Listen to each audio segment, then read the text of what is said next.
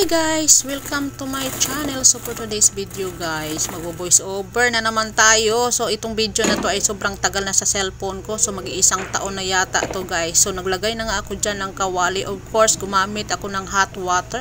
So nilagay ko na dyan sa kawali dahil nagmamadali ako. So marami akong gagawin guys. Kapag nanay ka, relate ka sa akin, char. So naglagay na ako ng laurel, of course, star anise at saka luya, pampatanggal ng lansa.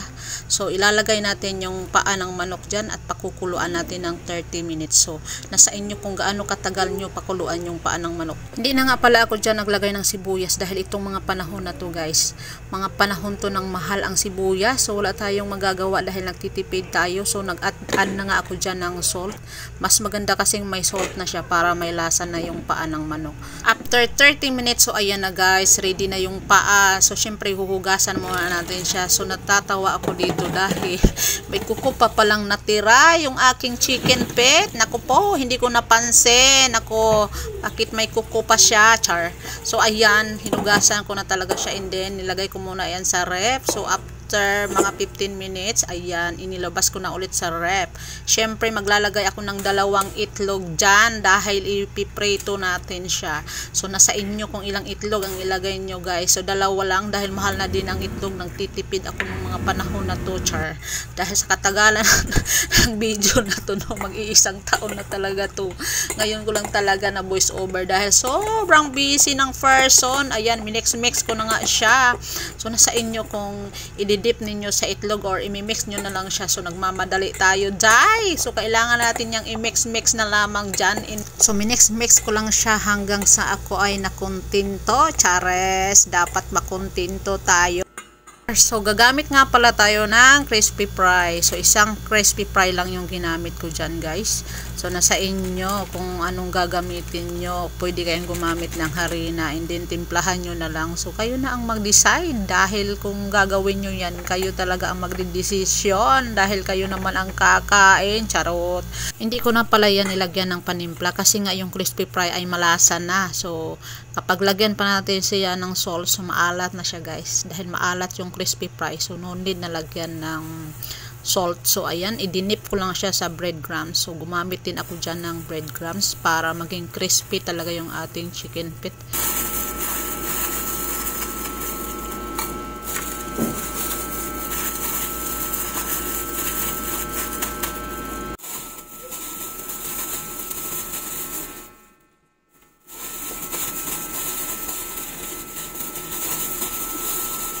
So tapos ko na siyang i-coat ng breadcrumbs. So ayan, i-fry ko na siya guys. So napaka-simple at napaka-easy lang siya gawin, no.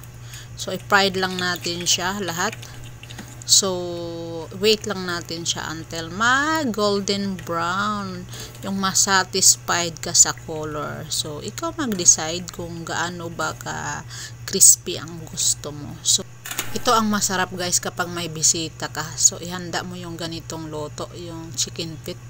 So ang sarap niya, talagang magugustuhan ng visitor nyo. Yung habang nanonood ka ng TV or nagchichika-chikahan kayo or nagmamaritis kayo sa inyong kapitbahay. Charot! Joke lang. Ito yung masarap ngata-ngatain guys. Habang bino-voice over ko to guys, napapalunok din talaga ako kasi ang sarap niya talaga, no. So nasa Pilipinas pa ako nung niluluto ko to. So i-try nyo na to guys. Talagang magugustuhan nyo to. Magugustuhan din ng mga kids nyo dahil nagustuhan to ng mga kids ko. So paulit-ulit lang yung process, no.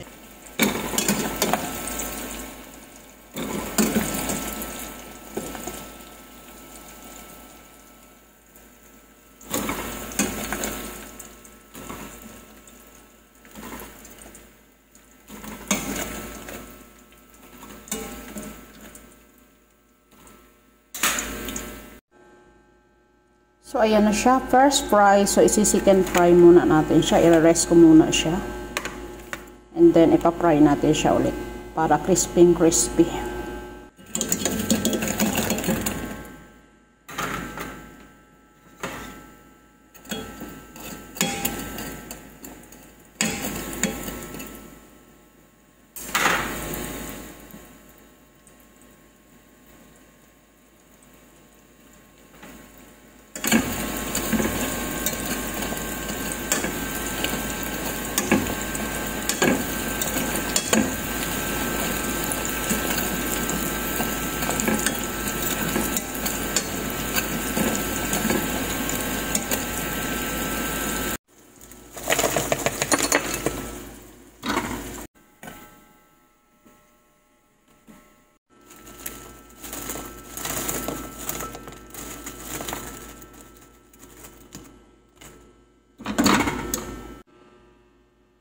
So, ayan na guys. Luto na yung aking crispy chicken feet. Fried chicken feet. And then, mayroon tayong sausawan.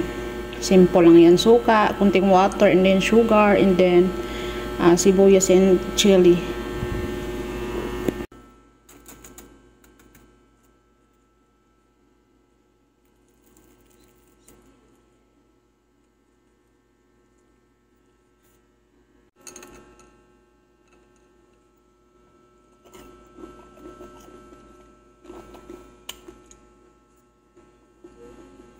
So, kain tayo guys.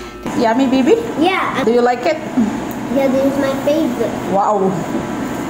So, thank you for watching. See you on my next video. Bye-bye! Bye-bye. I hope na nag-enjoy kayo sa aking mini vlog for today. My cooking show.